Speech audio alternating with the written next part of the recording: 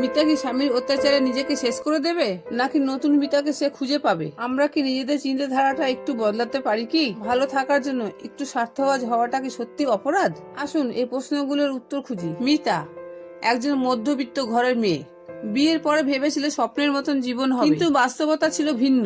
স্বামীর মানসিক ও অর্থনৈতিক অত্যাচারে ক্লান্ত হয়ে একসময় সে সাহস করে ডিভোর্সের সিদ্ধান্ত নেয়।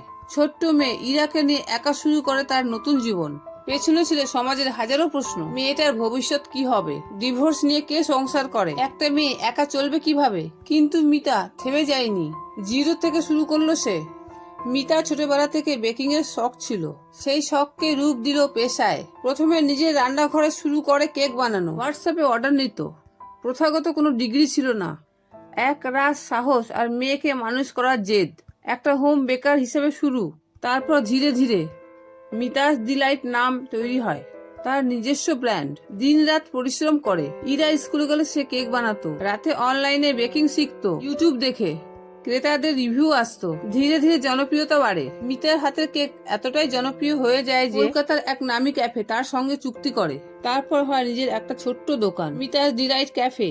এখন তার অধীনে কাজ করে 10 জন মহিলা, যারা কেউ সিঙ্গেল মাদার, কেউ হাউসওয়াইফ।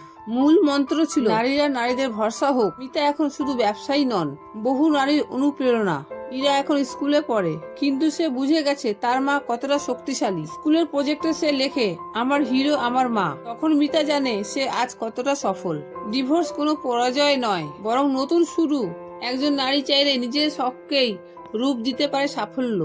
সমাজের কথা শুনলে স্বপ্ন দেখা বন্ধ হয়ে যাবে। নিজের উপর বিশ্বাস থাকলে একলা পথেও লক্ষ্যে পৌঁছানো সম্ভব। একটা ভাঙা গল্পে নতুন করে লেখা যায়, সাহস দিয়ে, ভালোবাসা দিয়ে। গল্পটি কেমন লাগলো কমেন্টে অবশ্যই জানাবেন। ধন্যবাদ।